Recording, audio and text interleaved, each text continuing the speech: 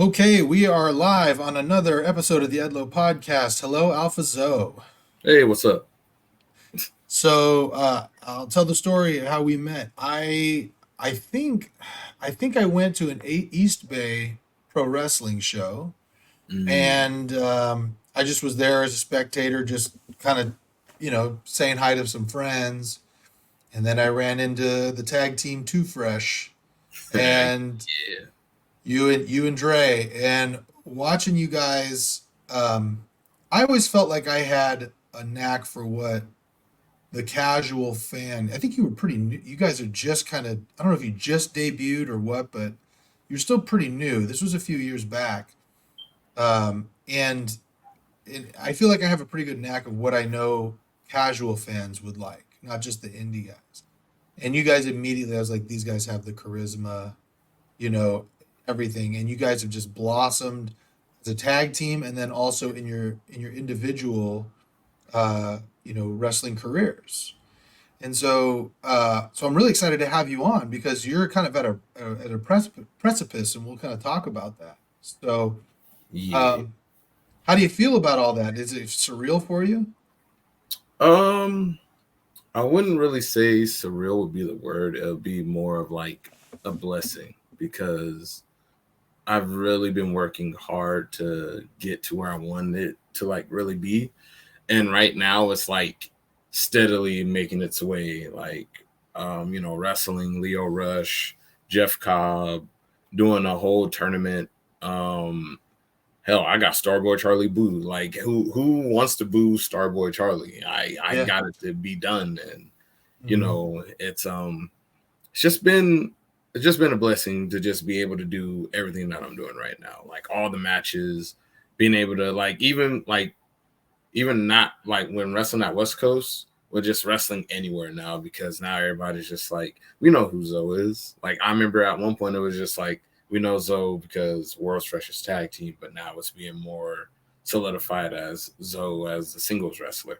I enjoy both compliments, but it's just like when me and Fresh were first teaming up, like I was still at a loss of where I wanted to be or who I wanted to be, and things just take time. So I appreciate just Fresh being there for the whole ride and whatnot, and I'm happy that me and him are like still tag partners, tag champs too.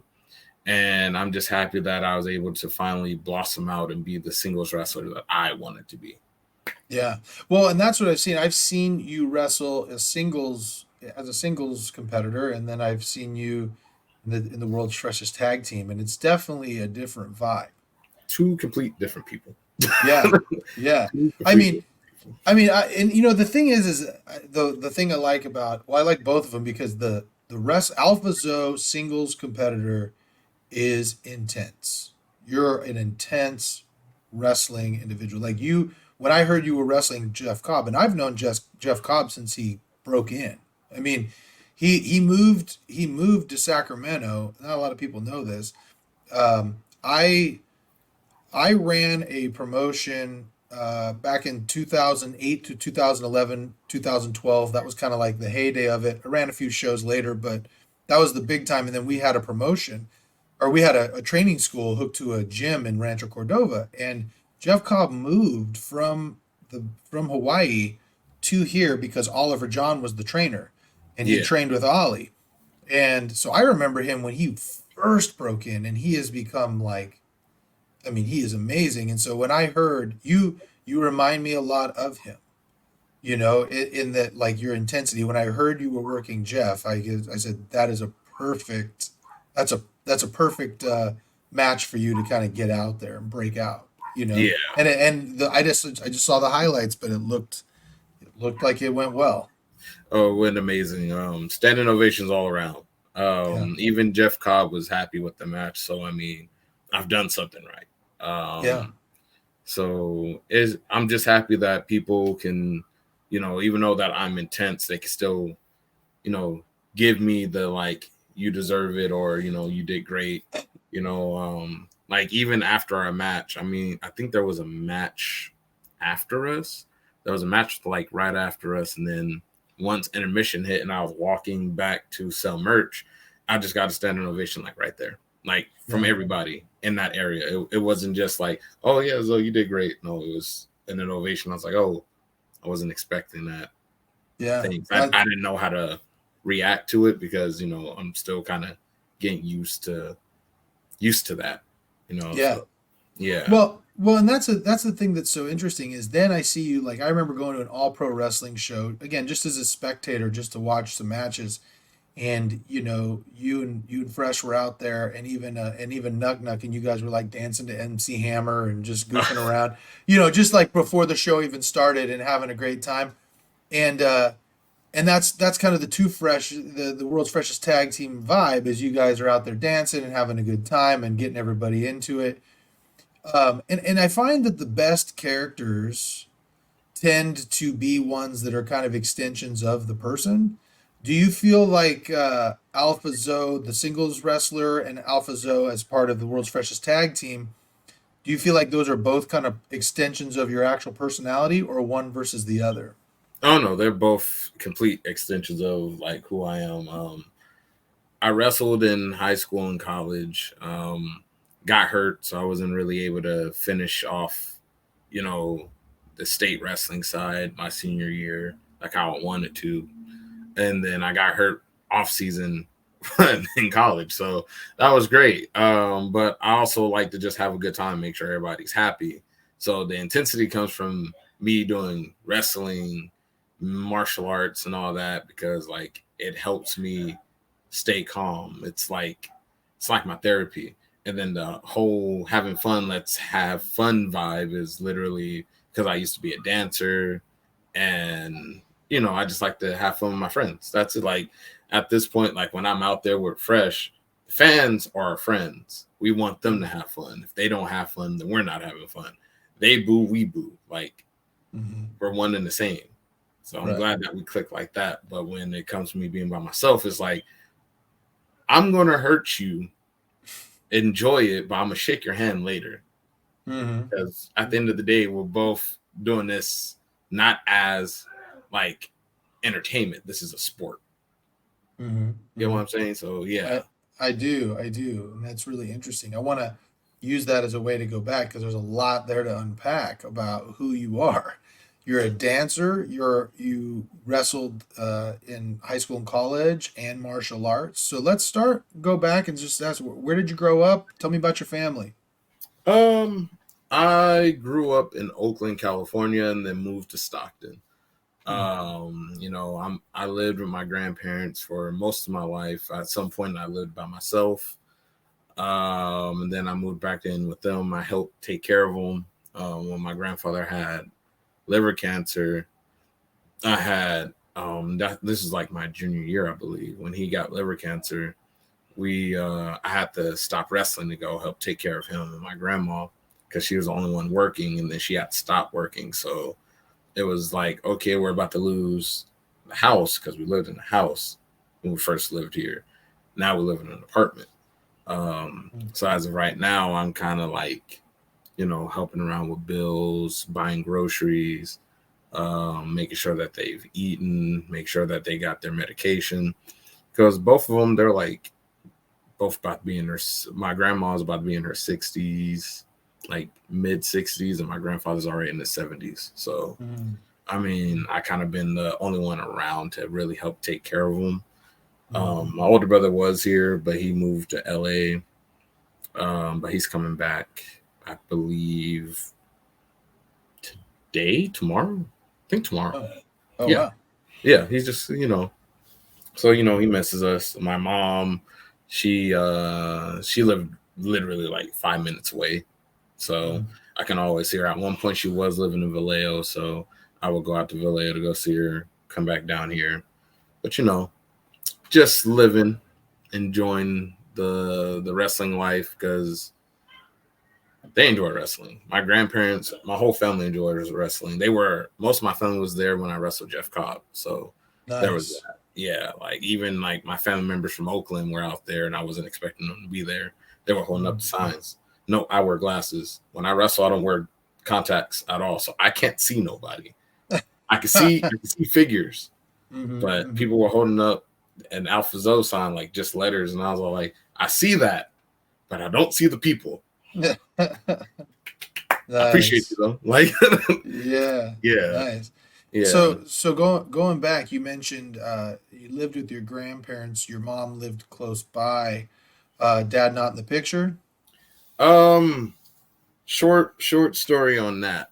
Um, Growing up, before I lived with my grandparents, I was living with my mom, and growing up, like from an infant to I think like 3 or 4, I always thought my stepdad was my dad. I never knew about my dad Mm, until I believe I turned 8 and I got a mm, phone call, and it was my dad. He was calling from jail.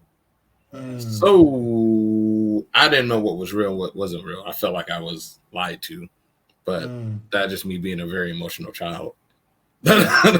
Because I was, But to be fair though, I mean, to be fair to you, I think anybody would be a little emotional if they had been led to believe something that wasn't accurate and something as significant as who your dad is. I don't think you should chalk that up to being emotional. I chalk that up to being a human.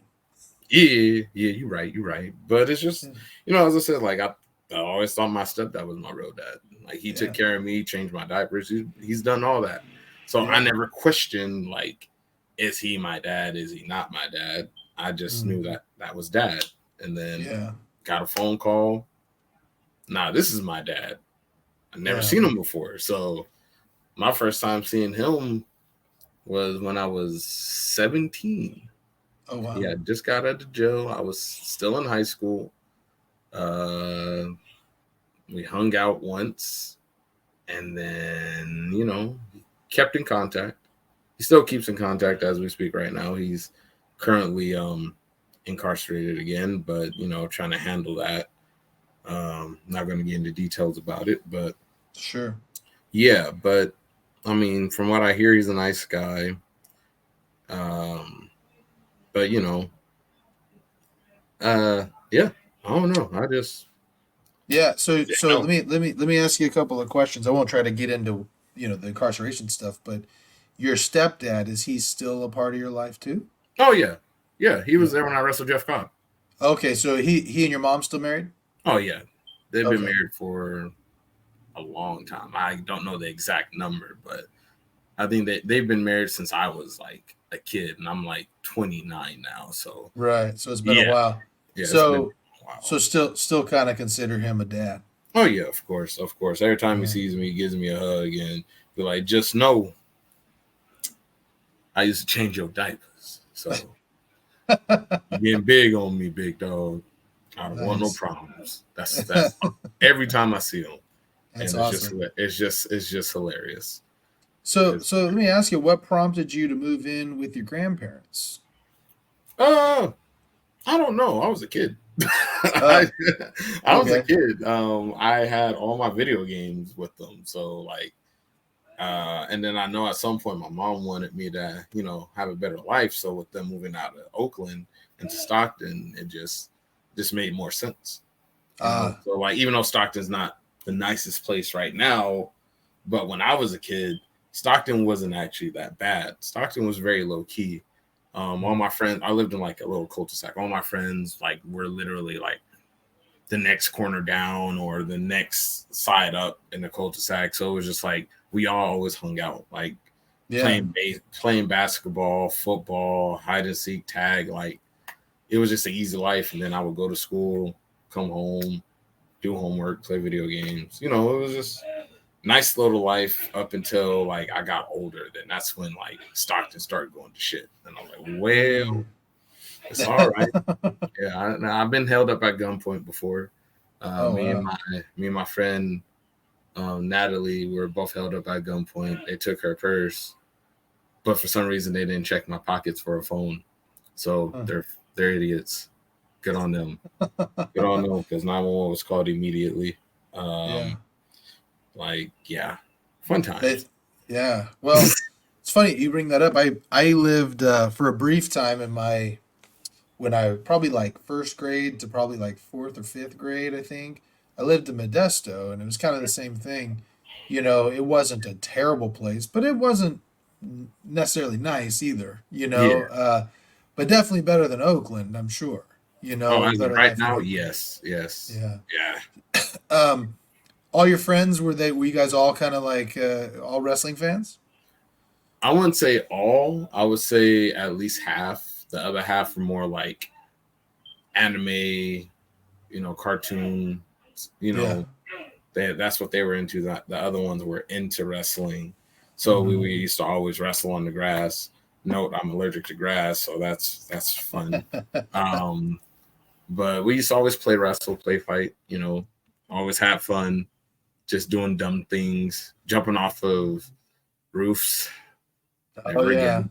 Yeah. doing those Hardy Boys backyard wrestling Mhm. moves. Hardy Boy days. This is back when the Hardy Boys was still the wrestling for the tag titles against the Dudley Boys and the Edge of Christian. So Swanton bomb off the fence, Yeah. leg drop. We brought out pillows, so we thought it was a safer fall. It really wasn't.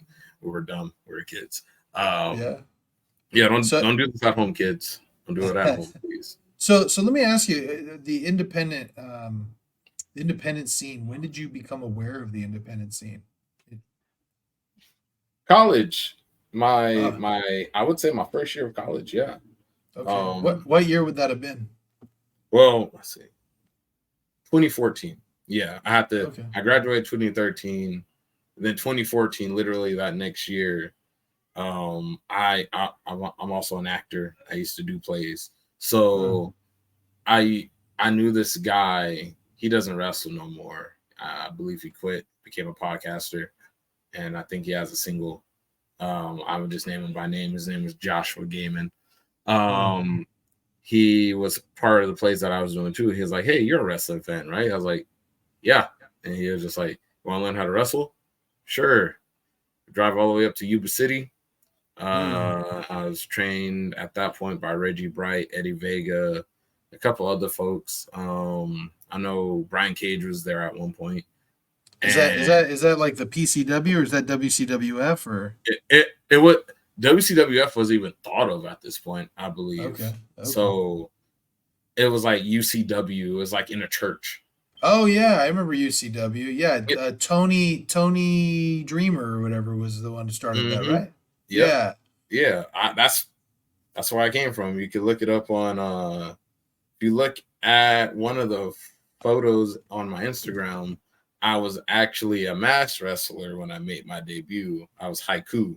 There's been a couple of haikus down the line, and I was the last one. Wow. So yeah, so that was fun times. 170 So pound boy so jumping off stuff. it's interesting to hear where people come from and where the connections are because Tony Dreamer. So I've shared this in the past. My wrestling journey starts in a backyard in 1999 and in 2000 and then my pro history comes at the beginning of SPW in April of 2000. And Yeah, the first couple of shows at the Colonial Theater, it was before Big Ugly. Big Ugly was on the shows, but he was not running the book. It was a guy named Rich Roby, and he brought Tony Dreamer into those first couple of shows to work those shows too. And it's just so interesting to see how, because then I don't know exactly when it happened. I went on a mission from my church after probably like 3 or 4 SPW shows. I left and he took over the book at some point, and then pretty much everybody else kind of splintered off, and Tony Dreamer splintered off, and then years later UCW popped up, and he was kind of involved with that. So kind of cool how everybody, like for example, PCW that was out in Yuba City. Schizo was involved in that, and he trained at the same place I did when Oliver John was running Pro I Am Wrestling, and it's just so interesting all the connections how this place how indie wrestling in Northern California has branched out and created other big stars like Alpha Zoe. You've come around and going back real quick. I want to ask though. You mentioned some things. You said you were a dancer. Did you take professional like dance lessons, or what do you mean by you were a dancer? I was part of a dance group. Oh, were Um, you? yeah, we started off as well. I started off with some of my friends. We were called the Mud Pack. You can look them Hmm. up on YouTube. You'll see us dancing. Um, we went from Mud Pack. Then there was a group called Rhythm Inc. that my friends were doing also, and I just said, fuck it, I'll join too. I don't got nothing better else to do. I'm in college. I'm working.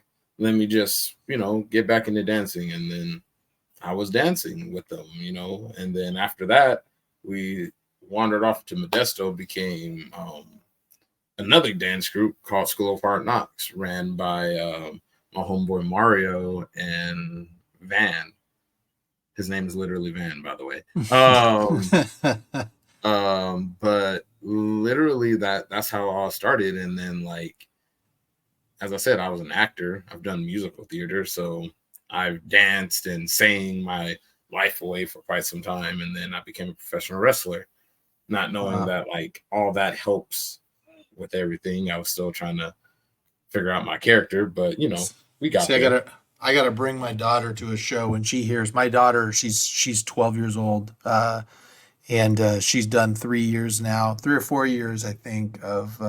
There's a place in Folsom where I live called the Sutter Street Theater, and they've got all these child acting classes, and she does a play every year, and she's really into musicals. Really into musicals. She'd be so excited to hear. I'm like, I know this guy named Alphazo. He was a musical theater guy. Now he's a pro wrestler. She would absolutely love. I'm gonna have to bring her to a show so you can meet her. Yeah. So you did the dance group, and when you're saying like a dance group, I mean, are you guys like hired to come to like parties and dance, or I mean, was it? Yeah, that could happen. That's happened a couple times, but not with me, because at this time I was still trying to wrestle while dancing at the same time. So it was more of my friend Ryan Raff, and I forgot who the third one was. But yeah, it was us. It was those two. Oh yeah, I think Mark. His name was Mark. It was those three doing the dance performances at birthday parties and stuff. But no, we would do like competitions, dance competitions. Oh, nice. Breakthrough. I'm trying to remember. Oh yeah, we did World of Dance. We tried to get on the show that was on for quite some time, but we only got 7th, so we couldn't even place there. It's all right though. We went all the way to Vegas to get 7th place. Shucks. Yeah. Well, hey, you know what? You gave it a shot. That's what matters. What have you? You mentioned musical theater. Any notable parts that you played? I would say my favorite part that I played in music theater, which was the only one, was West Side Story. I played a jet. Oh, nice. I was Diesel, and just the fact that like me and my friends were all Jets made it even better, because you can tell we had a relationship, and it just meshed so well together. It was just always funny. But besides the musical part, the acting part was even better. It was just like, yeah, you can tell we're just having fun. We're just saying things, like it's normal to us. And then we get to the fight scenes, and it was choreographed at one point. And then we had a meeting without the director. The fighting was not choreographed at that. We were really throwing hands at that point. It was amazing, except for one of them. One of the people that was in the play did not show up at that time. He didn't know we was really throwing hands, and he got punched and got a black eye. He wasn't. Really he was not expecting that punch to be for real. So, and then that's when somebody was like, "You guys made the fighting look real." No, we got a little bruises here and there. We were really hitting each other. So nice. So now you also mentioned you wrestled. And what was your weight class? When I first started, I was 189. Then midway through the season, I got to 170. Then my junior year, I got to 160. And then the lowest weight I can actually go to was 158, because I was 2% body fat at that point. Wow. God, that cutting weight like that though, that's just not healthy. Were you feeling depleted most of the time when you were wrestling at 158? No. Really? No. Because I was still like eating like health. I was eating healthy, but I was making sure I had enough protein to like help me go like and whatnot. I would never have to like sit in a sauna suit that much. Like at the beginning, yeah, and then off season, yeah. But then once I got like down there, I was just like, it's a cakewalk now. Like, let me just eat, work out, I'll be fine. Like it wasn't that hard. The crazy part about that is when I got to like 160, and we came back to season, we had to do the hydration test. So we would have to pee in a cup, and then I check if we're hydrated or not. And then they tell us what weight we can go. And I drank so much water. I drank water till I was 175. Oh wow. And so that's the thing. Anything above 170 is basically wrestling at 180s. So at 160 to 158, I was wrestling 180 pounders. Wow. For half the season. And then I went to my regular weight class. Wow, man. So you also mentioned martial arts. Is there one in particular that you kind of focused on? Oh, I was doing boxing, jiu-jitsu, and Muay Thai. Nice. That all started, I believe, 6th or 7th grade. And then it was on and off. At that point, I still keep in contact with my trainer. He loves wrestling too, so that's great. Nice. But yeah, Muay Thai was like my main focus. At one point, I was going to do a tournament, but I had a booking. So either I do a tournament or I get a booking. I took the booking. So you took the booking? Hopefully it was a good one. It was decent. It was still like, at that point, like, hey, I'm trying to get my wrestling career up. And he understood. He wasn't mad at me. Yeah. He was not mad at me. Man, you still do any training now, or is it all just kind of focused on wrestling right now? It's kind of all focused on wrestling, but I mean, like when I'm at the gym, I do like hit punch the punch bag, kick it. I do the drills that I remember. Okay. So there's that. As long as I remember stuff, I'm fine. Like I have a good photographic memory. Yeah. Wow. Yeah. So now, you start training at UCW. Did you do all of your training there, or did you move around? Sometimes people will end up going to like different training facilities to kind of finish up. What happened with you? Once I did like 2 shows at UCW, it shut down. So I was kind of asked out on where to go, and then Maynard at one show was like, hey, no, not Maynard. Let me reverse that. A guy named Sean Gunn. I know Sean Gunn. Yep. I was waiting for the sigh and I was waiting for that. He kind of took me under his wing along with the other person I was training with and a couple other people, and like had us do a bunch of lucha shows and trained us here and there. So there was no real school. And then I wrestled in Chico for the first time. And that's when I was little Big E. I wasn't even Alpha Zoe yet. Like I had my gear. It's just I wasn't Alpha Zoe. I didn't have a name at the point. I didn't know who I was going to be. But he gave me the name Alpha Zoe. I didn't come up with it. Sean Gunn did? Yeah. Oh, interesting. Nice. Yeah, it's hilarious, right? Yeah. It's hilarious. The thing about Sean, I got to tell you, and I'll just, I don't know if you're still friends with him or talk to him.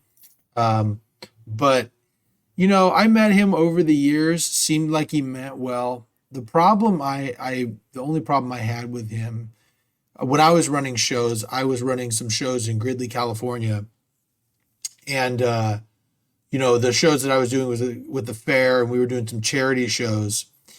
And then he went in there and tried to do a charity show. But the thing is he was telling people that he was a nonprofit, which I had a problem with, because the issue becomes when you're a nonprofit, if someone donate, like I would go in and tell them, we're not a nonprofit. So, your donations are not tax deductible. This is strictly just promotional stuff for you. I'll give you tickets. I'll put you in the program, but no, there's no tax deduction. The problem is when you say you're a nonprofit, people think if they donate to you, they're getting a tax write-off.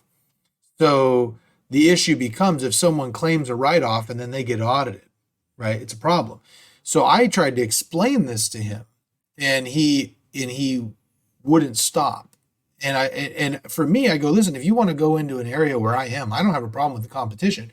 My problem is if you go in there and somebody, because Gridley's a real small place. I don't know if you've been in Gridley. It's real small, I have and yeah, it's probably 30 minutes north of Yuba, and so I go, you one person gets audited, the whole town is gone. Like they're not going to want any wrestlers because they're not going to remember Sean Gunn from X. They're going to remember the wrestling guy.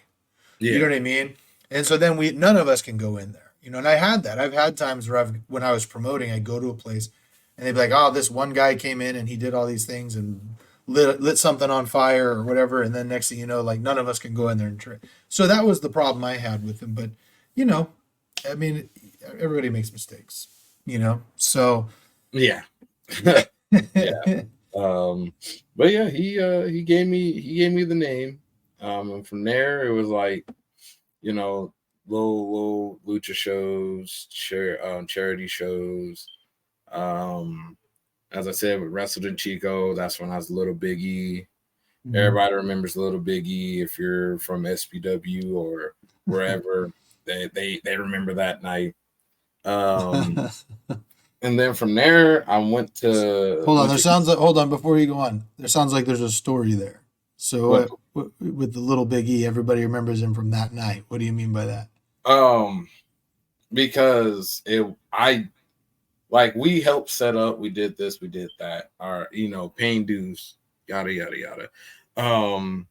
And the guy that actually have Josh, he's been doing it a little longer than I have, so he was hoping that he can make a debut, something, so this would have been both our debuts at this said show, but I was only asked to be on the show, so that caused a whole stir of problems right there.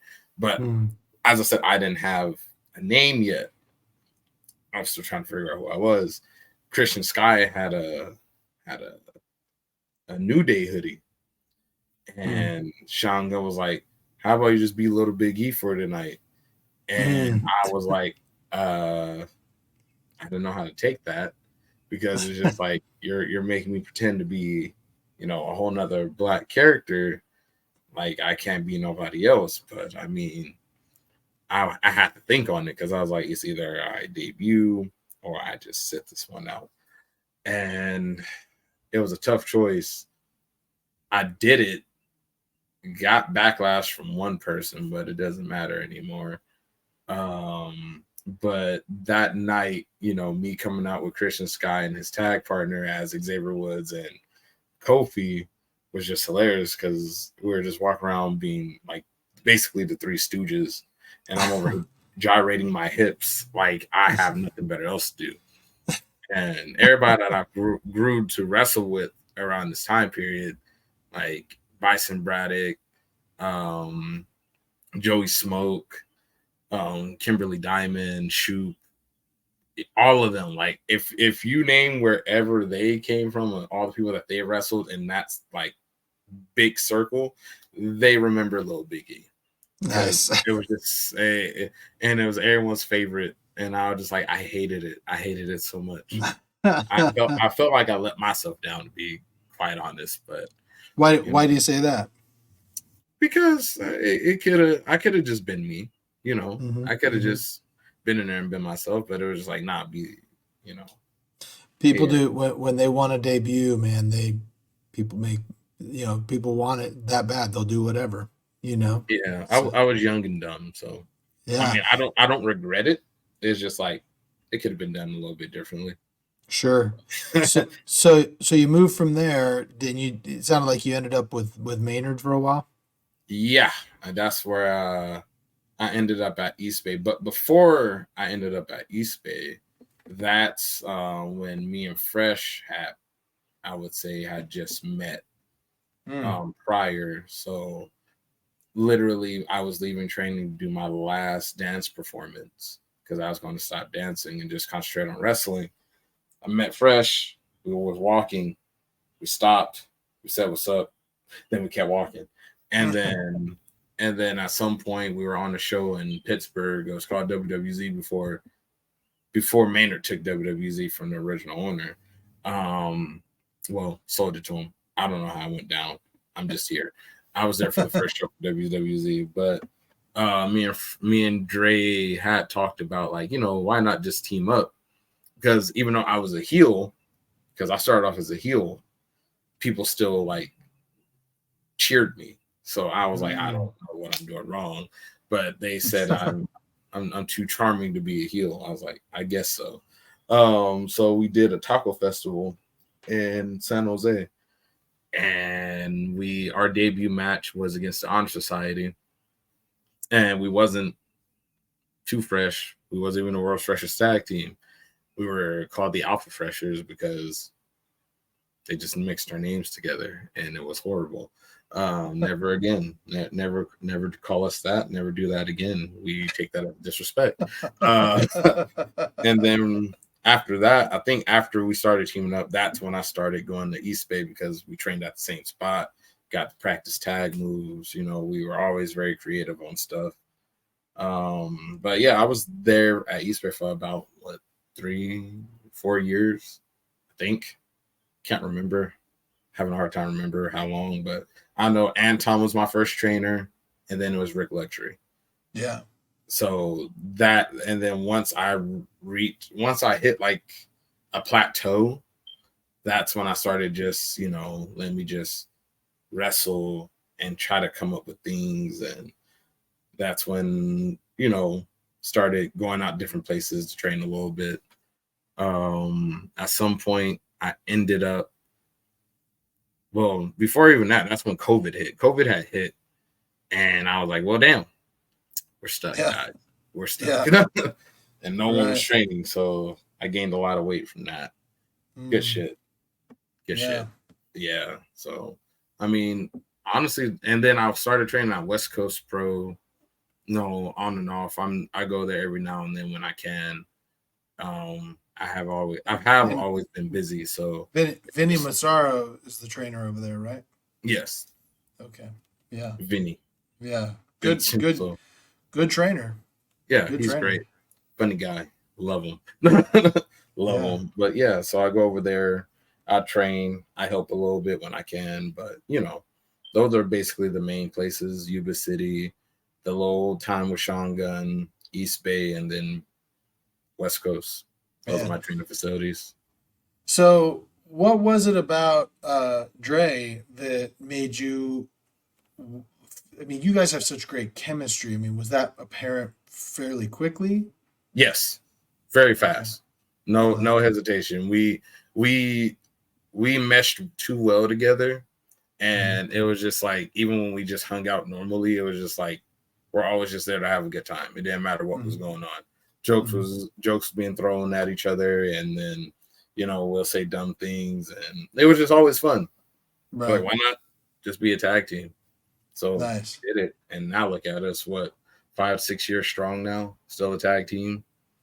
Yeah. Only wrestled each other like 3 times out of the 6 years we've been together. Nice. How'd those go? Oh, the matches always went good when it came to me and him. I mean, there was no problem. We know each other like the back of our hands. So It's just like, what do we do to make the match better? We'll always add like 2 or 3 things different. But, the first time was at WWZ. The second time was at this little show. I forgot where this show was, but it was in the middle of nowhere. Never do that again. But the match was great. The third time was at my ex's benefit show for her mom, and we did a tag match. It was Dre and Aaliyah versus me and Tracy Grace. So when me and Dre had our spot, we just looked at each other like, nah, we ain't gonna wrestle. Then we started just going like 100 miles an hour, and then we just went from there. And then that was the last time we wrestled each other. We never did it again. Nice, man. So with all this stuff going on, do you also, I mean, do you have like a shoot job too that you do, or I was at this point I was working security. Okay. And then I was just working security, and then I was working at a pizza place around this time period. I mean, security was stressful. I became a supervisor, and then the company just went to shit. So I was like, I gotta go. So I left. I quit. Mm. And then the pizza place, the owner, old white guy, he didn't like me.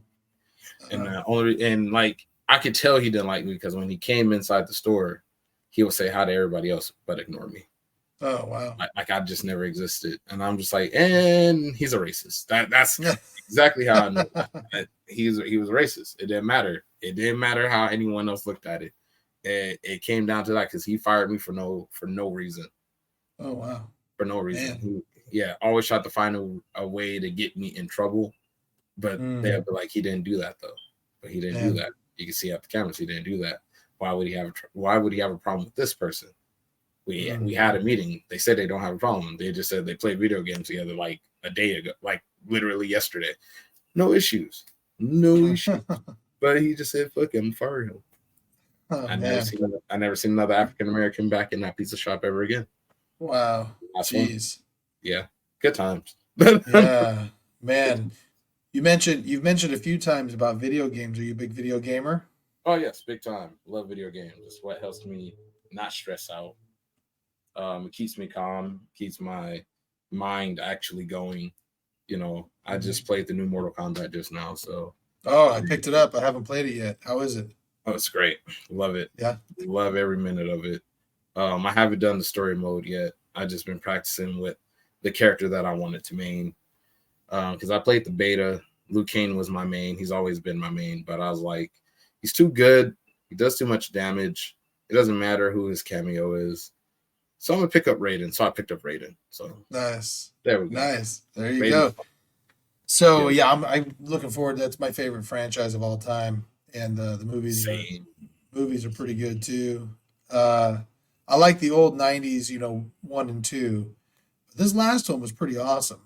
Oh yeah, no, this last Mortal Kombat was great. I love what direction they went with it. There was a lot of backlash on it, but I was like, but why? It's just like everybody, when they make a movie, like a certain movie about a video game or a franchise, it's always going to be different. It's never going to be exactly like how the video game is. Just like the first Mortal Kombat movie, it wasn't exactly like how the video game was at all. Right.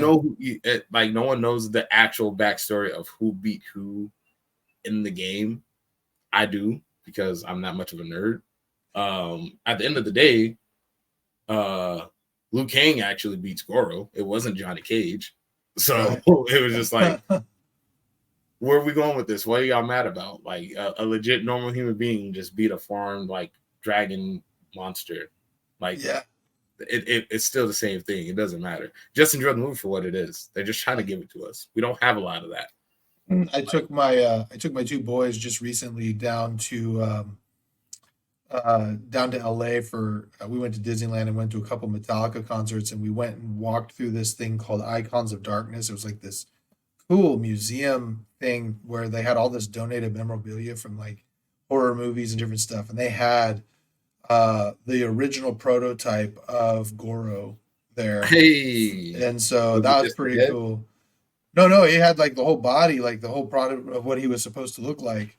And it was pretty sweet. And then and it was actually really cool because as I walked through, I was on one of the tours, and when I come by, Tyler Bateman is running one of the things, one of the tours. And I stopped to the guy who was the one who did our tour, and I was like, "That's Tyler Bateman, right? The guy, Tyler Bateman, indie wrestler from SoCal." I just talked to him like this past weekend.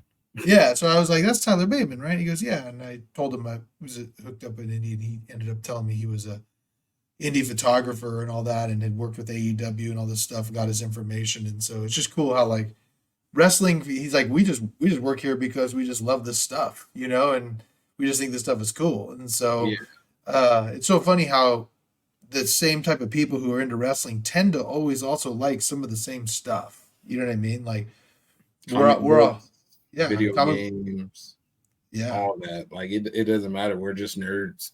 People look at us and be like, wow, he could probably beat me up. In reality, we're just like, I'd rather beat up the person on this video game right now. Yeah. Because, bag me or something like that. It literally comes down to that. We're just nerds. We're just regular human beings, behind closed doors. We just don't like showing it from time to time. Right. Well, and that's Yeah, the thing, right? As even like actors, right? You realize those actors are just a bunch of people who were in your high school drama clubs. You know what I yeah, mean? Like they're just nerds too. They just happen to, make it in Hollywood. yeah. So They just got good at it. That yeah, was it. yeah, yeah. So So who, as far as wrestling goes, who would you say as you were growing up watching wrestling, who were your main favorites? because when I first started watching wrestling, I was always watching WWE, WWF, WWE, WCW. I would have to say, surprisingly, The Rock. Mm, He was always my favorite. Stone Cold. Um, I was always a Hardy Boys fan, and who else? Um, not the Hurricane, but Shane Helms. When he was the Shane Helms character, yeah, I fucked with it like heavy. yeah, He stopped it like I minus the do rag. Got rid of the do rag. We were fine. yeah, But yeah, like on that like level, it was like those guys. But like once I found out about independence, it was like Roderick Strong, Samoa Joe, AJ Styles, Kenny Omega, Bryan Danielson. Um, Shibata, yeah. um, Kasawa, you know, Are just you are you heavy into like Japanese wrestling? I mean, y- as I came up, yes. As I was mm, coming up in Independence, yes. I was watching a lot of New Japan and All Japan and Noah. Um, and that's kind of where I was first trying to like go into when I was coming up. But the problem was everybody was a high flyer now at this point. Everybody saw the Ricochet and Will Ospreay match. It was like, hey, I'm doing flips. And I was mm, like, I can do flips. So I started just being a high flyer. And then I was like, this is not safe. I might break my neck. So let me stay stagnant into the ground. And right. I was just like, I'm going to just throw people around like Kurt Angle and just see where I go from here. And now I'm here. Yeah, Just a lot of what people call a strong style. I'm just like, I just say I hit people very hard. So, yeah. There you go. until I get the sign of approval that I am like doing strong style stuff, I'm just hitting people hard. I'm throwing them. Yeah, That's it. That's all I'm doing. I don't need to do nothing else. I'm uberly aggressive. yeah. That's all I can do. That's what sets me aside from everybody else. Nice. So you mentioned we talked a little bit off air about some struggles you had with mental health, and it sounds like, am I correct in assuming that this kind of all coincided with COVID and kind of being locked down, gaining some weight? Yeah, there's more to that. But Mhm. yeah, it started off honestly, it COVID stopped the push I had in 2018, 2019. When you I wait, had sorry, let me stop you right there. When you say the push, you mean someone pushing you or your own drive? my drive Ah, okay. because at this point I had just did the Young Lions Cup. Hmm. Uh I just debuted at West Coast Pro. Me and Dre did backstage stuff and they wanted us back for a pay-per-view. Pretty sure Hmm. we had a tryout, and then COVID came and just stopped it completely. And they Hmm. didn't want nobody else coming inside the buildings or doing this, doing that. And like there were so many things lined up that like it really put a damper on me, but it was just like, okay, I think I'll be okay. I got video games, I got my friends. I mean, just live a regular life, just be a regular human being until this all dies out. Uh, had my girlfriend at the time, and then like at um, some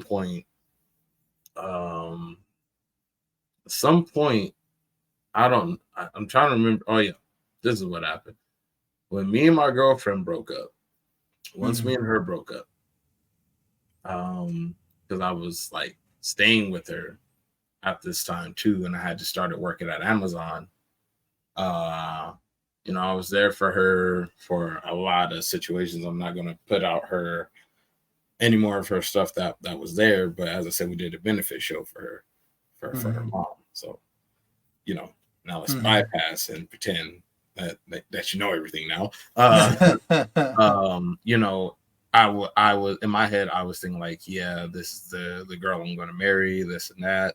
Nah, she left me the day before Valentine's Day. I was very hurt. I felt lost. I literally put my all in this one person just to get, you know, left, and for no reason exactly. There was like, you know, when people break up, there's like reason A, reason B, reason C. There was no explanation whatsoever. Like no one knew why, like at all. So it was kind of like, okay, that was out of nowhere. Now here I am coming back to Stockton, and you know, I'm just drinking heavily at this point. It was all because of it started off with the relationship going downhill. And then once COVID came, like started dissipating and disappearing, it was just like, all right, now I'm just going to wrestle. And then like I was still drinking heavily.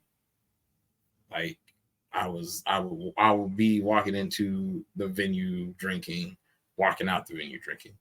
I knew I had a drinking problem at some point, and then after that, it was just like, damn, I'm doing all these shows, but not getting any better, or I'm just not really thinking straight.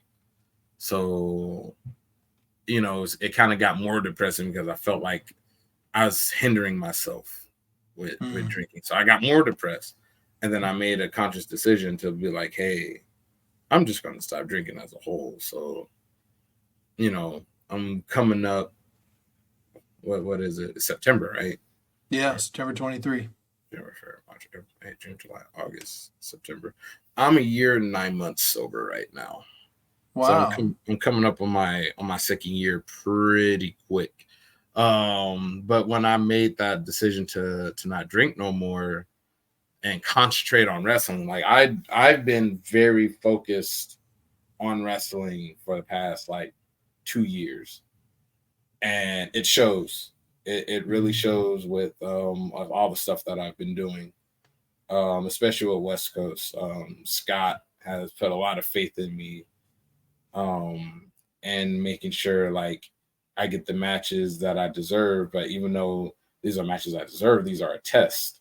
Can I stand toe to toe with these top name guys? And if I can't, you know, maybe I need to reevaluate myself. And every time I've had a match with a top guy or someone super known, each match has been different, but was always actually good. It's just, you know, I don't do a whole lot of the flippy dippy stuff. I am very straightforward with my wrestling. I'm going to talk shit to you. I'm going to beat you up. You better come at me harder, because if you don't, I'm just going to be on you like white on rice. But, you know, it's just a style that not a lot of people are very like how it's that people are just foreign to still at this point, because there's a lot of guys out there that try to put on that persona, and it just doesn't suit them. But even like Levi Shapiro, whenever he sees my entrance when I make my way like to the West Coast ring, he says he gets goosebumps. I'm like, all right, good, then I'm doing my job, because when I walk out there, I want to make sure everybody knows I mean business right now. So don't talk to me. Don't talk. I'm going out there to work. We're working right now. This guy got to fight me. It's either I'm gonna win or he's gonna win. But I'm gonna make sure this fight is gonna be like, damn, he fought his ass off. All right, hey, give him a standing ovation, even win or lose. We all getting the clap. That's it. Unless there's a story behind it, then I really just hate you. But but that's besides the point. But yeah, the depression started with the girlfriend leaving me, and then me feeling like I was limiting myself with wrestling, and then figuring out how do I get myself out of this funk. It was alcohol. Get rid of the alcohol. Yeah. Do you feel now that you have successfully completely gotten out of that funk? Oh yeah, yeah. I'm not upset about anything right now. It's just got to keep on working, keep getting better, and just keep pushing forward. Because at the end of the day, I'm about to be 30. Um, I wanna. My goal is to basically wrestle everywhere in my 30s, and then hopefully get signed by the time I'm like 35. Nice. So It's interesting that you bring up the relationship. How long did you have the relationship for? almost like 2 years. We were Oh we wow. talked for a year, got together for a year, and we were together for a year. So about two, about almost three. Wow. Yeah. It's tough, man. It's tough when you had, like you said, you put your all into somebody and then they bail and you're kind of left holding the bag and wondering why. It And may and be, that's what it was. Just why I yeah. never I And never got an answer. yeah, you never got that closure you needed. And the thing is, it's funny though, is even if you got that closure, I don't know if that would even make it any better. I mean, because it just blindsides you, right? You think things are going well, and the next thing you know, boom, they're not. Yeah, And exactly what happened. do you? And I don't know if you even know this, but do you feel like before that you had any sort of issues with relationships, abandonment, anything like that that maybe got triggered when she just bailed, or do you think it was just No, specific to this one relationship? it was specific to this one relationship because it was like I saw signs, but I was blinded. Mm, Because arguments would come out of nowhere for no reason. mm, Like, like on a fucking shoot, on a shoot. This is some real shit right now. I was driving home from one of our friends' house. They lived in Fairfield, and we had to drive back to Berkeley. So I was driving back. She was asleep. I opened up the gate, put the car inside the gate, closed the gate, parked the car. I turned off the light first, then turned off the car. That's what started an argument. Was me turning off the light first before the car, seriously? Wow. bro. I shit you not. When that happened, I started questioning life because I was like, why are we arguing? Why are you trying to argue with me about this? Like, I literally just turned off everything, regardless of what just happened. It's nothing's happening to your car. Like, I was so Right. confused. So I was like, nothing's happening Yeah. to your car. Your car is fine. And she just started yelling at me. I was like, what the fuck is going on? You were just asleep. Go in the house. Go back to sleep. Like, go in the house. Go Those back. are and those are the worst, right? Because you look back at that now and you're like, why didn't I see the signs when obviously there's something going on there other than you just turned the light off first. You know what I Yeah. mean? And hindsight is 2020. You look back and you're like, how could I have not caught that back then? But you didn't have any reason to think that was anything wrong other than that, right? I mean, Yeah. other something silly like that. So so now, are you? I have found, and you tell me if you agree with this, but I have found that when I have a really rough time, a really hard, I'd call it a trial or a difficulty, whatever you want to call it, Hmm. that I look back after the fact. I don't know if I'd say I'm grateful that it happened, but I understand why it happened and feel like I'm in a better place because it happened. Now that you're kind of out of that, can you look back and go, man, that had to happen to get me to where I am now? Yeah. It really did. It opened up my eyes, made me realize because obviously during COVID, I was drinking heavily. Like I was drinking like every day during Mm, COVID because there's nothing better else to do. So that that one thing happening made me start drinking more, and then me realizing me drinking was hindering me from being a top performer made me just completely get rid of alcohol and just becoming a whole new person. Like yeah. I just need to leave who I was in the past, and got cleaned up, got my hair done, uh, lost a lot of weight. That was my other goal, was just lose weight, and I lost a ton of it. So, I Hmm. mean, I'm just grateful for my health right now, so can't be Yeah. any happier right now. Well, and you are. I mean, that's the thing was that you realized that sobriety was necessary to get to the next level, and now you're there. You're at the next level. Yeah. You're. So let's talk about where you're at. You're now on the precipice of leaving to start training and wrestling in Japan. Yes. Tell us how that came about. Um, Honestly, it was something that was, a tryout that came up for West Coast Pro. Um, there were at this point, I was my goal before the end of this year was to wrestle in Japan. Now, like me and my best friend Raf, one of the dancers that I danced with, been my best friend since 5th grade.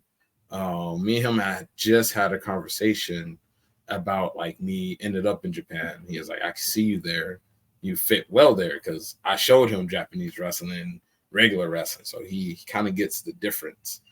And I was just like, there's a tryout. Why not do it? Like there was a shit ton of people there. Uh, they obviously could have chosen anybody that they wanted, but did the 5-minute match, and from there it was just like you're going to Japan, and I started crying, and then I was shocked, and I didn't know how to react, and I was just shook. I was like frozen for like a good 30 minutes. Wow. Good 30 Yeah. minutes. Because I'm like, Yeah. it's my first time being out the country. So, it's gonna be different. I'm excited. It's just, leaving my family behind for, a month or 3 is gonna make me homesick real quick. And my dog. I'm gonna miss my dog. Um, she's my best friend. Uh, Everyone has an emotional support animal. I'm her emotional support human.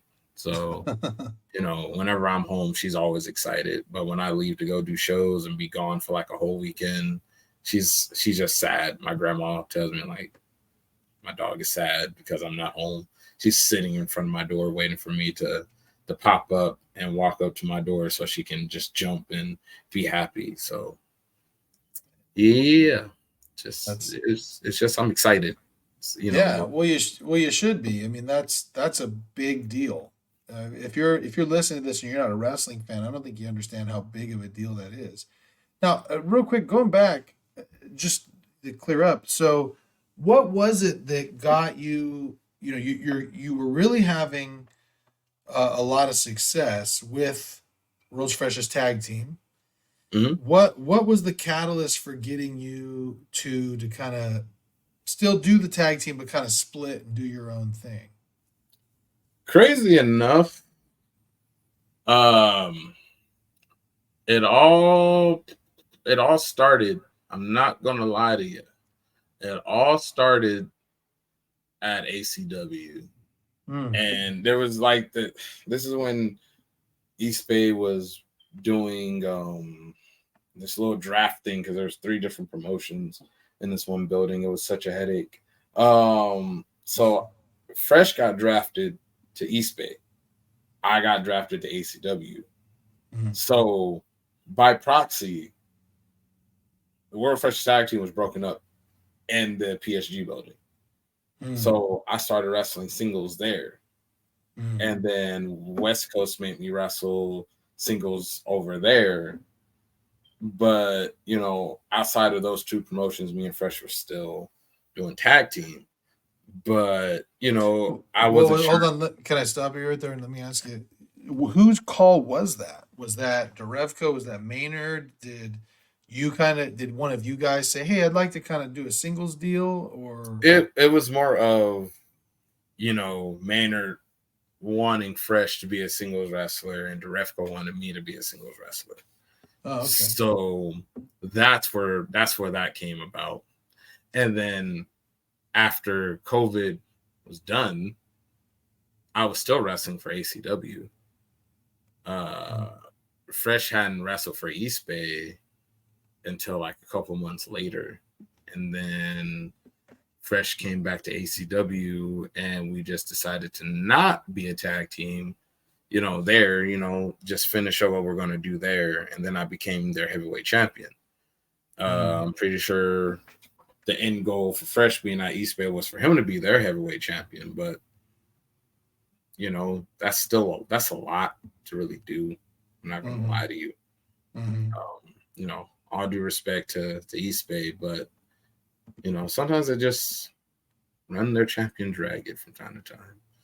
But it is what it is. It is, everybody runs their promotions differently. There was a time where I wasn't able to make it to ACW because I was working West Coast. Refco wasn't tripping about that. Right. But as from what me and Fresh know, when me and Fresh were the tag champs for East Bay, even if we were booked somewhere, we had to be there. And it was just we don't have to be there, but you're kind of forcing us to be there at this point just because we're holding your straps. We're literally 2 or 3 hours away wrestling somewhere else, and you're expecting us to still make it. That's tough. That's tough, brother.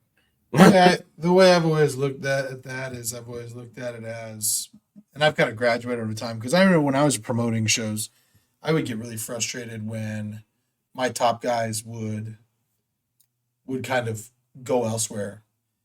And I regret there's a couple of them that I won't talk about here, but there's a couple of them where I really regret that I handled a couple of guys the way I did, because it was that thing. I was like, hey, you're one of my top guys and you're going to go do this other match instead of, my show, which, it's not like I'm booking every week, you know what I mean? And so, and then I didn't use them again for a really long time. And I feel kind of bad about that, but I can understand that part, but I also understand you guys are independent wrestlers. You know what I mean? You guys are your own people, and this whole thing is about getting opportunities. You know what I mean? It's all about this level. None of us are all Elite Wrestling. None of us are WWE. We don't have a TV deal. We're not exclusive. You haven't signed a contract with anybody. So yeah, if you got an opportunity to go do a show somewhere where you're going to bring your stuff and attract more viewers, attract more people to who you are, all power to you, you know? And so, I mean, I don't know, sometimes I feel like, I remember when I was a promoter, and sometimes there were some of these guys that I'd be like, you do realize that you're not Hulk Hogan, right? You know what I mean? We're all just local indie guys, trying to make it and trying to up ourselves. It's really interesting, the egos in Northern California wrestling, Yeah, that was always the big issue, is every not everybody, but certain promoters would just be like, oh, I'm running this many shows a week, or I'm doing this, I'm doing that. Okay, that's good. But are you really putting your talent out there like that? Are you trying to help them get to the next level, or are you just trying to get your money's worth? So you get your money and you're only going to pay them $20. Right. That it's not a real fair trade there. Pay your wrestlers what they're worth and try to get them to the next level. But some people are just I'm gonna just give you this. Thanks for selling the place out. Appreciate you. Here's a hot dog and a handshake. Gotcha. Never understood that. The way I learned from a guy who was a horse cutter. He said something that I used and I applied when I was running wrestling shows. I had a baseline of what I would pay wrestlers and on their first show. And I would tell them, here's what I pay anybody. As soon as you show me something that I can't get from anyone else, I will pay you more. Right? And as soon as you show me that people will come because you are on the card, I will pay you more. And I always tell everybody too, I'm like, hey, when the houses are bigger, I'll pay you more than what I told you. And when the houses are smaller, I'm going to pay you what I told you and nothing less or nothing more, you know? And so some guys had a problem with that because they would get used to, like, I had a few really good houses and so I paid a little bit more. And then I had a house that was light. We still made a little bit of money, but not a lot. And so, I paid them the base what I told them I'd pay them, and then they're like, "Oh, this was a little light this time," and I'm like, "Well, yeah, this is what we agreed on." You know what I mean? You're not always going to get extras, So it was always, promoting. I feel like anybody. I hope. I wish that there was some way that everybody who's an independent wrestler had an opportunity to actually promote a show, so that they could see like how hard sometimes these guys work. Like I got to hand it to Jarevko.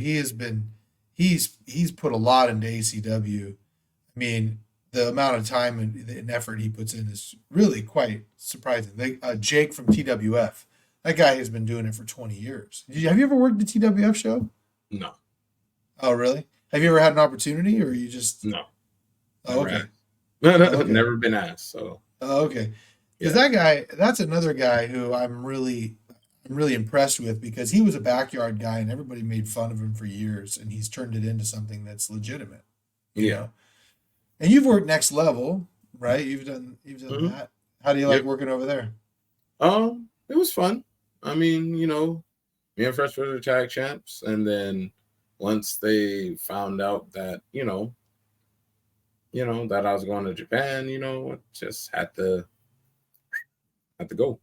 Right, right, They wasn't sure how long, when I was leaving or how long I was leaving. So at the end of the day, next level was fun. Got to help out a lot of new uppercomers, give them some advice, make sure that they know what they're doing, how to structure a match. But Fresh should still be wrestling there by the time I'm in Japan. So if not, mm, I could be wrong. But hmm, yeah, it was fun. Like shout out to Justin. yeah. So tell me, do you have anybody who is kind of like your either favorite opponents or favorite people in the area in the indie wrestling? Oh, in this area or just in general? Well, both. Yeah. My favorite opponent in general. That's hard. I have a couple. Daniel Garcia has always been one. Mm. Um, Wrestled him twice. Lee Moriarty definitely just wrestled him this past weekend. Um, One called Manders, definitely one of my favorite matches that I've had. Mm. But like here in NorCal, um, as a tag team, Money, Power, Respect. Mm. We've always been able to put on good matches together. Me, Fresh, Marco, and Fab. As a singles competitor, it's either Choopy or somebody else. Can't remember the name at the moment, and I feel bad. Choopy and can't remember the name. Oh, not. I was thinking of somebody else. Surza. There we go. I almost called him by Mm. his shoot name. That's why I almost called him by his real name. I was like, no, no, no, no. Surza. Mm. Yeah, yeah. Nice. So Those those are are good my ones. Chupi has been. He's one of those guys that you can. He will be forever booked on every show I ever run because it doesn't matter where you put him on the card. It doesn't matter who you put him with. Guaranteed good match that the whole crowd's gonna love.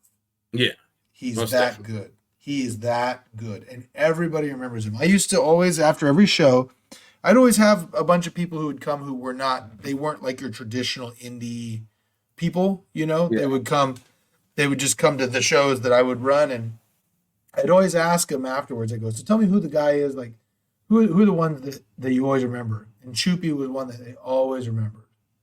So most definitely. He's so Truly a great person.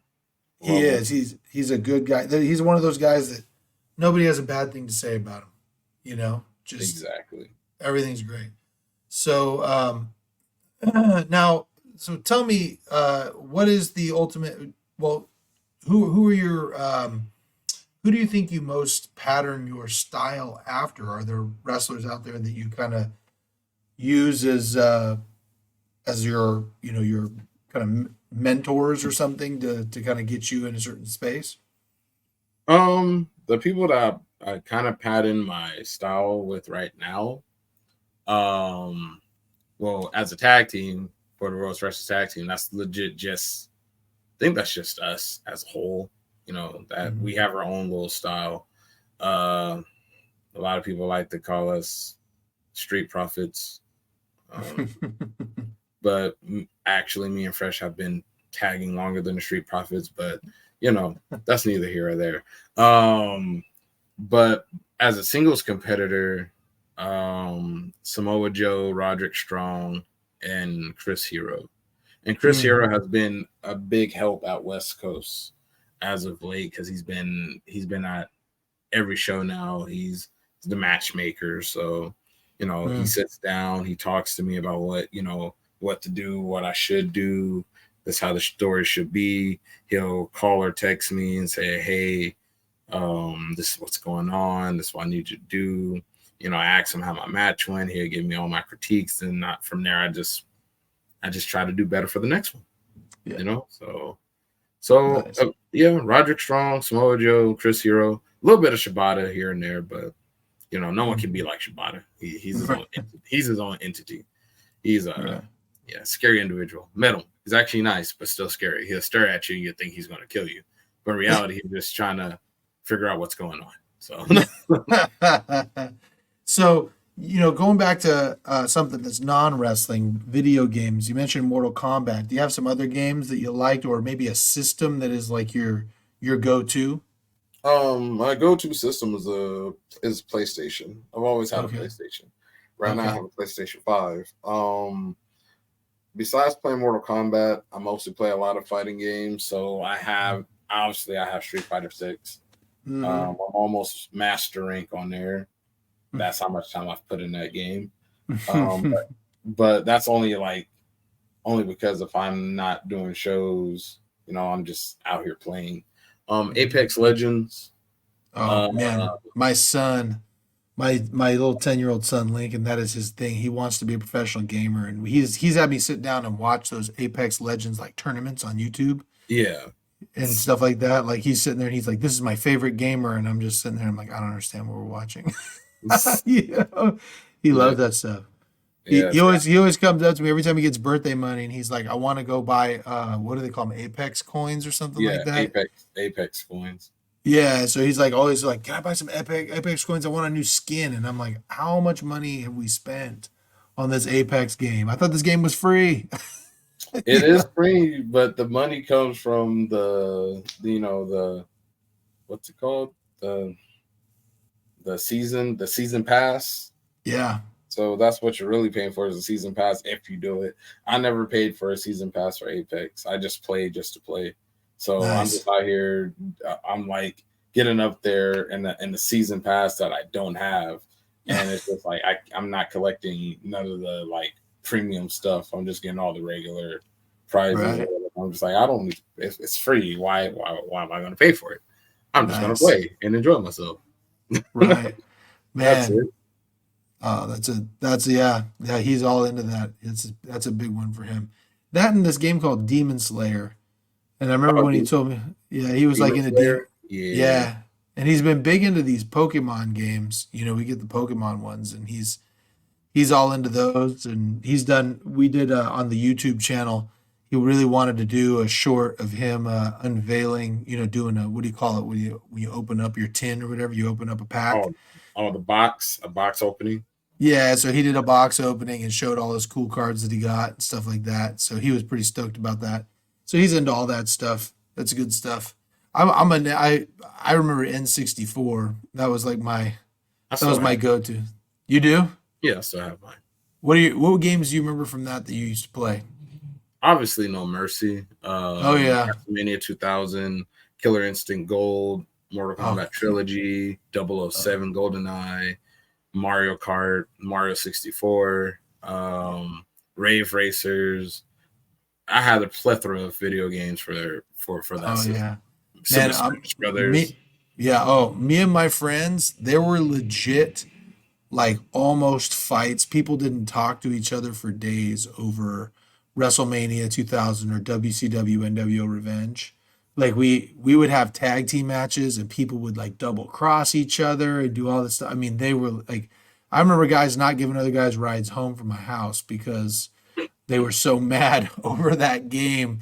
And then, of course, everybody played GoldenEye, and Super Smash Brothers was another one. We would go to church functions and come back and play till 2 in the morning, just Yeah. playing Smash Brothers. Man, that's awesome. See, So, to go back to the friends not getting ride home, I feel like if you play Mario Party, that's how everybody would go. Because Mario Party will you'll legit lose a friendship over that game. So yeah, so just to yep, lose a friendship over the wrestling game is ridiculous. Yeah, of course they're going to betray you. You're wrestling. You're absolutely going to get hit from time to time when they bring out a weapon. You already know they're going to put on no DQ for the match. So guess what? Someone's getting hit with a weapon. Nothing you can do about it. But in Mario Party, it's just like I got to make a decision: either steal this many coins from this person or steal a star from this person. Well, looks like I'm still in the star because I'm trying to get first place. And then there you go. That's the start of it. And everybody's stealing from each other. People are pushing each other off of the arena just to get the dub, even though everybody can win. But hey, it's all right. It's okay. man. Ridiculous. So now, so what do you hope? What do you hope comes from this Japan trip? Do you hope to come back a better wrestler? Do you hope to stay out there? Do you hope that you get hooked in with New Japan? Like, what is your goal here? My goal for this Japan trip, besides enjoying the culture itself, is to basically showcase who I am and see if I can eventually come back more often than usual. You Mm, know, like yeah, I would like to be on New Japan. I like to be on All Japan. I like to be on Noah. hmm But doing Marvelous is the first step. So it's hmm just you know, seeing and training with them, like what do I have to do to level up to make sure that I stay more consistent in Japan, so then I can do, oh, I got American bookings now, I got Japanese bookings as well. I'm just trying to update my palette for bookings Yeah, right now. So yeah. you You ever know thought about going down to Mexico? I've actually been asked, and at the time I didn't have a passport. Ah, so next time you'll have one, you'll be ready to go. Mm-hmm. So now that I have my passport, I can go anywhere I want. Nice, nice. That's it. I've been asked multiple times to go to Mexico. I'm like, I don't have a passport. I always Uh, forget to get one, and then when I heard the Japan trip, when I won, I was just like, I got to go get my passport now. So yeah, did that quick. I did that in quickness. nice. Yeah. Well, listen. I ask everybody a few questions, and I want to ask you these questions as well. So the first one is what do you think is your biggest success in life? Like in general, or like that I want. In general, like so far, would you say has been your biggest success in life? Well, my biggest success so far is basically becoming one of the top stars on West Coast Pro. Yeah, I don't know if you saw online, but somehow I made it to the PW Insider, Pro Wrestling Illustrated. I got a number out of yeah, nowhere. Yeah, yeah, I woke up to it. I was like, oh, I made it. yeah. That's awesome. Yeah, I didn't know how to. I didn't. I still don't know how to react. What's the number? 480, I believe. Let me check. I think it's Yeah, 480. you I gotta believe it's 480. Yes, it is 480. 480. nice. You got there. I was like, I made it. I was just trying to make sure I just had good matches and I was making everybody happy. I guess what I'm doing is the correct way of wrestling. So I'm just here, man. That's awesome. I'm just here. What is it? What does it mean to you to be considered a top guy at some place like West Coast? It's a blessing because I literally started from the legit bottom. I started off as just this newcomer, and then I was put in a 3-man group. And then once that died, and they were like, "Hey, you're wrestling Leo Rush. Have fun. Good luck." From there, it was just like I started doing better and better and better, and then like I just saw the results every show. Like people are now realizing that I have a lot more to offer than just I'm here to wrestle. Like they're starting to comprehend who and what I really am. So I'm grateful for that. And like and Scott, what would you say when you say they're starting to see who I really am? What do you think that means? the character. They're starting to understand my character. They're starting to understand why I do and what I do, because I started off as just I didn't know what I was, and now I'm just like this brawling, brutal guy that people are like, you should probably not strike with him, but you're going to anyway, so good luck. And from West Coast, I got my own nickname from there. Like people are going with it. It's slowly developing more, but it's just like the Demon of the Coast, like that's starting to hold a little bit more weight than usual. So it was given to me. I was like, hey man, I'm with it. Yeah. I'm with it. But deep down inside, I'm a nice guy. Yeah. Deep down inside, I'm a nice guy. Well, the cool thing is that that's what I do love about the split kind of between the World's Freshest Tag Team Alpha So and the Demon of the Coast Alpha So is that everybody has kind of the light, fun side and a little bit of the dark side. Everybody's got that. And nobody is one thing. So it's kind of cool that you have two different avenues to express different parts of your personality in this crazy circus world of pro wrestling. It's pretty awesome. It's not common for somebody to have two seemingly different acts that are both wildly successful and wanted. You want to know what's even funnier? I have a third. What's the third? I'm part of the squad at Hood Slam. So okay. I'm literally just a chicken shit like heel that flips people off. And nice. Like I'm just like who you with on the squad? Who's with you? Hip Hop Harry and Kenny K. Oh, nice. Yeah. Okay. So I'm trying to figure out like what is the character for the squad. I'm almost the comedic act for that group. Like, nice. Like I make unnecessary noises. I do the screaming. I overly sell like Shawn Michaels going against Hulk Hogan. It's like I'm just a comedic relief for the group, but like I will still put on good matches because I'll still do the same thing that I'll do in singles matches. Wrestler for West Coast Pro is just a good combination of everything, and like I bring both sides together to make the squad character basically. Nice. That's awesome. Besides being very brutish, I don't really be brutish. I'm kind of just annoying and a dick. So, so next question. What do you consider to be your biggest failure in life, and what did you learn from it? My biggest failure in life. That's tough. My biggest failure in life. That's a tough one. That's the thing. I don't even think I've had that moment yet. Surprisingly, I would think my biggest failure in life was just the whole start drinking part. That'd probably be it. Like me just becoming an alcoholic gradually, day by day. You Mm. know, that was the Mm. failure right there, and I had to find a way to get out of it.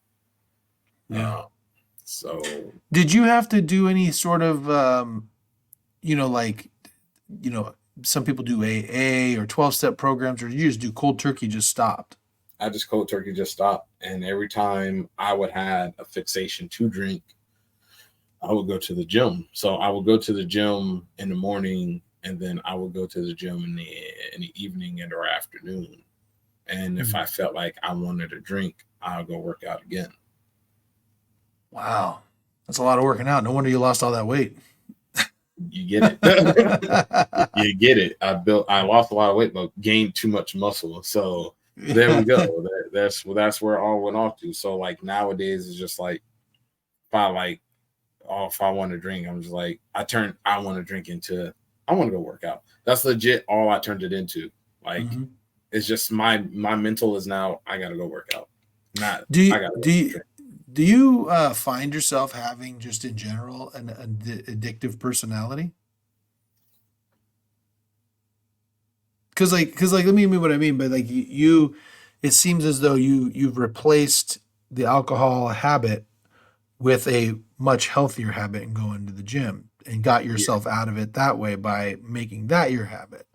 And you also really hyper zoned in on wrestling, and now you're excelling in wrestling. Like, I have that ability too, right? Is if I really hyper focus on something, I can yeah, be successful on those things. But I sometimes wonder, because my family, I have a lot of addicts in my family. I mean, a lot of them. And so I know the gene is there. I mean, if I go to Chipotle 3 days in a row, I'm hooked for 2 3 weeks. You know what I uh, mean? And so it's just a creature of habit. I mean, Chipotle is amazing, by the way. So of course, but still, like, that's how I am. Do you think that you have that too, or do you think it was just situational?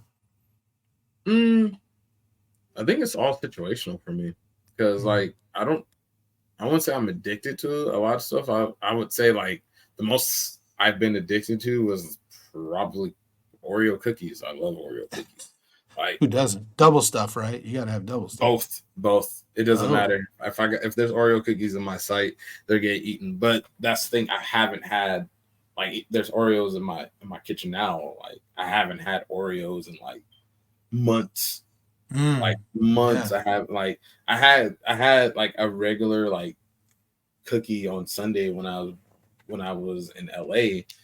That Mm. was homemade, but it wasn't Oreos. Like I had a couple of those because I was like, "There's no food around. I need to I need to eat something." Yeah. So Man, and those are I had a those. few tacos there, but it was just like after the show, I didn't want to go out and like buy something. I was like, "There's already food. There's already something here. I'm just going to eat this." Yeah, So, well, I'll tell you what, those Oreos, man, I got to watch out for those because I can eat a whole sleeve of those things, no problem. oh yeah, same, same. I've Yeah. done that. I've done that about a many of times in the past. Yeah. You can act, Do you ever try you know how they have the special, like, they do all those special editions Oreos? yeah. I, I don't I don't think I've ever had very many of those that I liked. I mean, like, the lemon ones were all right, and then there was they did like this one snickerdoodle one that was pretty good. Never Birthday tried that. cake. You never Never, tried it? never tried either one of those. It's Didn't pretty they have a good. red velvet one? They did have a red velvet I one. tried that one. I remember Yeah. that.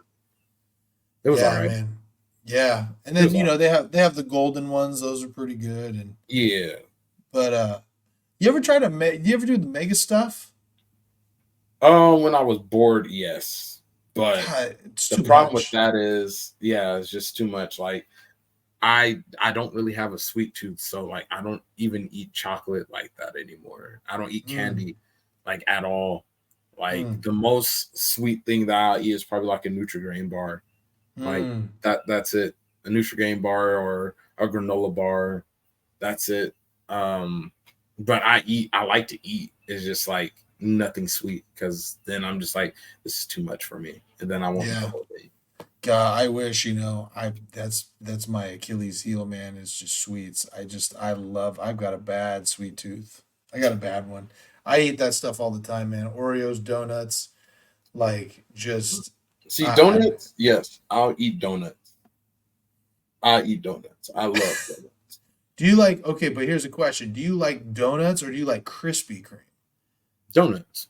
Okay, yeah, because I see this one's weird. I like them both. I love Krispy Kremes, but the difference is, it's like I think Krispy Kreme is like the Papa John's of donuts, where like you could eat 1,000 of them and never feel full.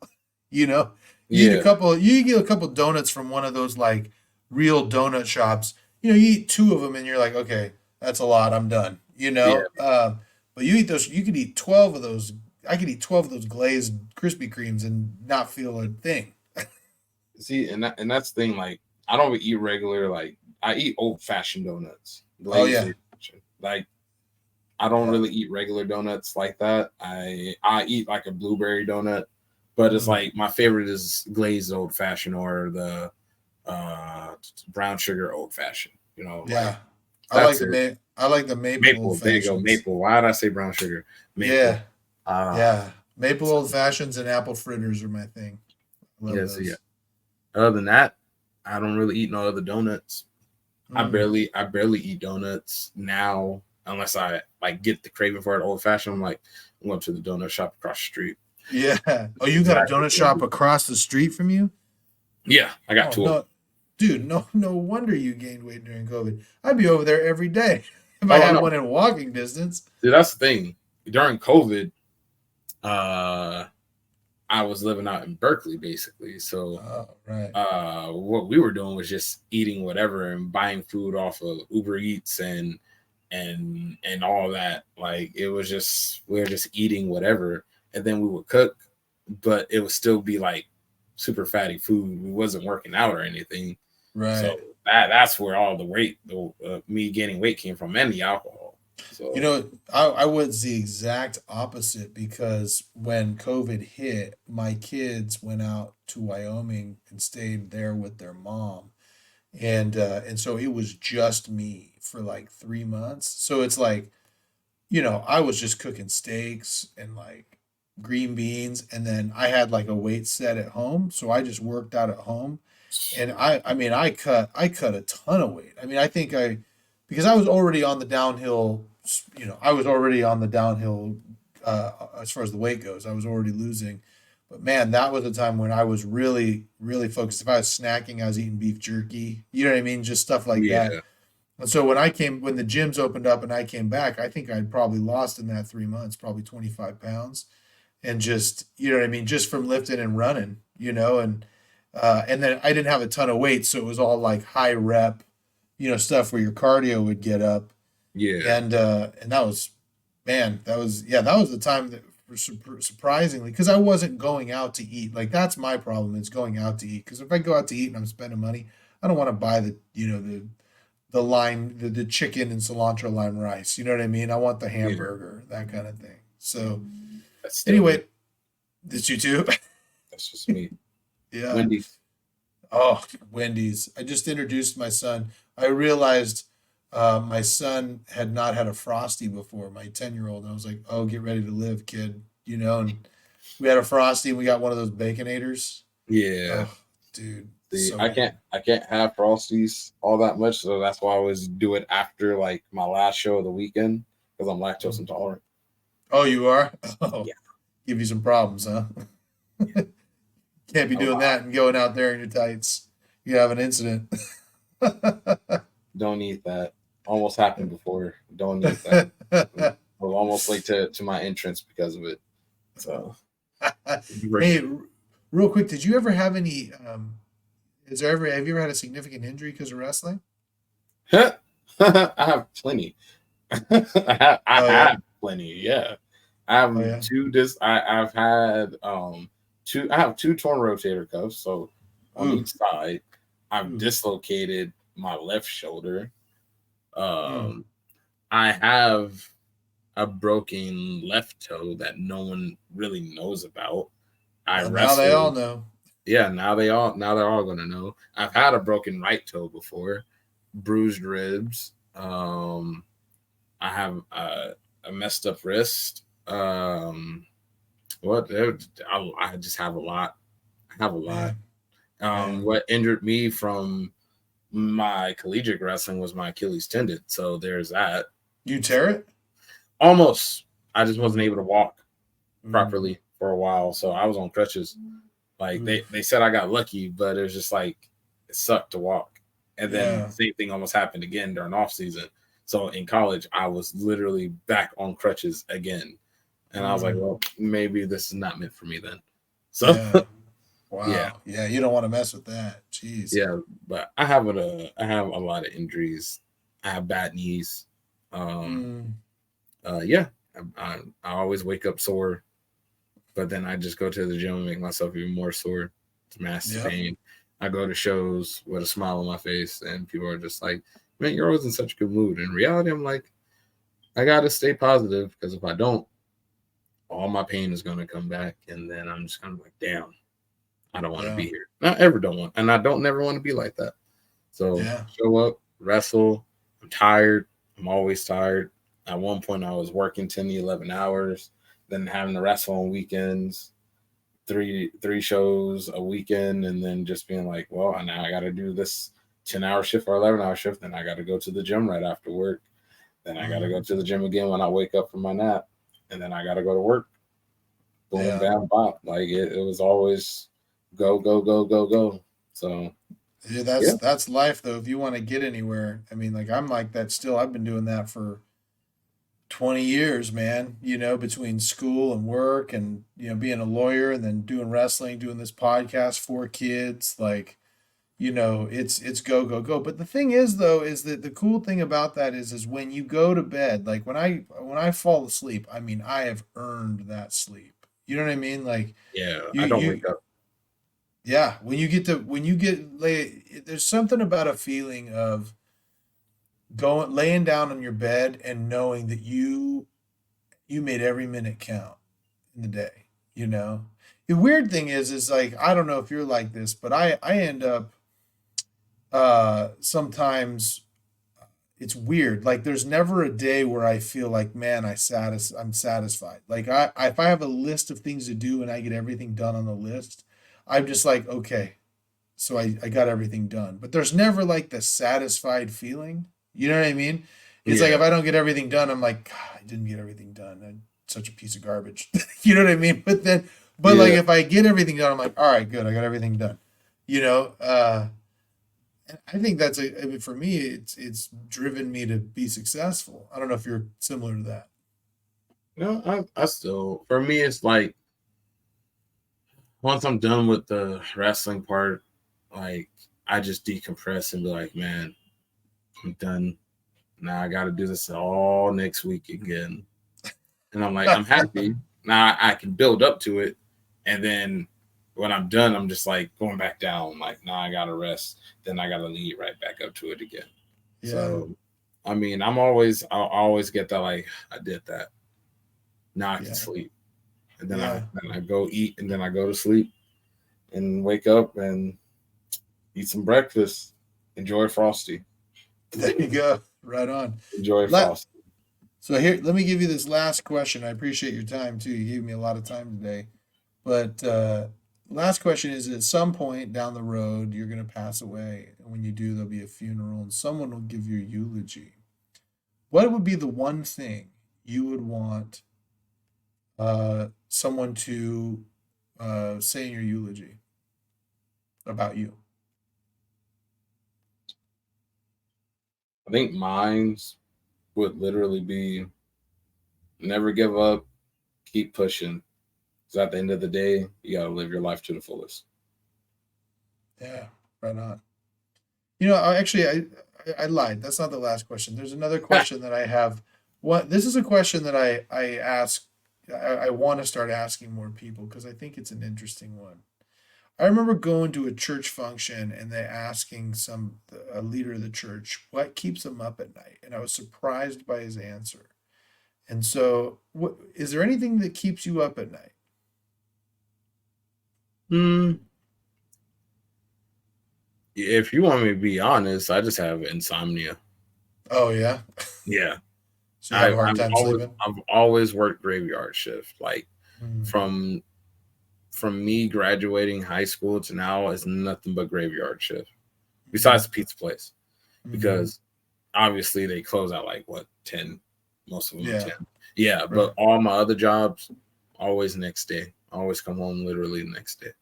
Mm, So I have insomnia. But if you want to talk about like what keeps my mind like just going, like in general, is literally my next step in pro wrestling.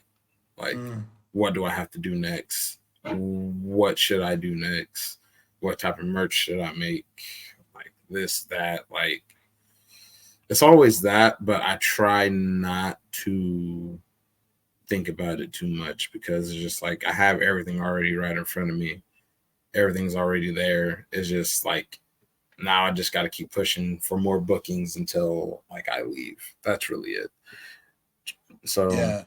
But yeah, the thing is though, is that I have found personally, I mean, this is just me, it's anecdotal. It's just what I feel as though in the things that I've done in life, I've been highly successful in everything that I've done. And I have noticed that in order for you to really, at least for me, to be successful, you have to be obsessed. Like you have to just be so laser focused. I mean, you have to just like the fact that the thing that keeps you up at night is what's the next step tells me that you're going to be successful because that's what you need. I mean, I don't know how many times in school I was up at night wondering, okay, how am I going to get all this stuff done? Where do I go? I have to be here tomorrow. I have to do this. I have to make sure I study for this test. Right now as an attorney, I don't know how many times I've been up in the middle of the night just saying stuff like, hey man, like I got to go to, how am I going to get this case resolved? How am I going to get this person the money that they deserve? How am I going to try this case? Like what, how am I going to approach this witness? yeah, That's what you have to be successful. So the fact that you think about that so much, there's so many guys out there who probably go out there and they're just, I'm having fun, go to the show, hang out with my friends, do my 10 minutes, my 15 minutes in my match, shake some hands, sell some merch, go home, don't think about it again until the next show. The fact that you're constantly thinking about it tells me that that is why you're improving. You know what I mean? thank you, man. I So appreciate that. yeah, yeah, absolutely. Well, listen, I'm really grateful. This is what's so cool about having a podcast is I get to have, I've known you for probably what five years now. I've known you, and this is the first time we really sat down and just talked about who you are and where you've come from. And so I'm Yeah. just grateful for the opportunity. I'm really excited to see where you go next, and excited to. I'm excited to have you back on this podcast when you come back from Japan and see the difference. So let's Oh, most hopefully, definitely. Just I'll let you know when I'm on my way back, and yeah, then we can set something up. right on. Well, for those who've listened, subscribe. Really appreciate it. Follow Alpha Zo. Where can people find you? You can find me on Instagram at _AlphaZo and on Twitter at KOT AlphaZo. Obviously Facebook AlphaZo. That's Mhm. where you can find me. I don't have Thread. I don't want Thread. I don't need it. Uh, yeah, that's all Yeah, I got. I don't even know what that is. So okay, Keep it that way. Keep it. yeah, It's not. No, yeah. Where's your OnlyFans, Alpha? Where's no, that? don't have one. No, no, don't have one. Not selling foot pictures yet. No, So no. no. I've Anyway, been after booty pics, but it's okay. nah, right on. We got a bunch of cool stuff coming up. We got some more fun things, and we're coming up on the 1 year anniversary, which I've got cooking a pretty exciting guest coming on for the 1 year. So just keep following us: YouTube, Apple, Spotify, Google Podcasts, wherever you can.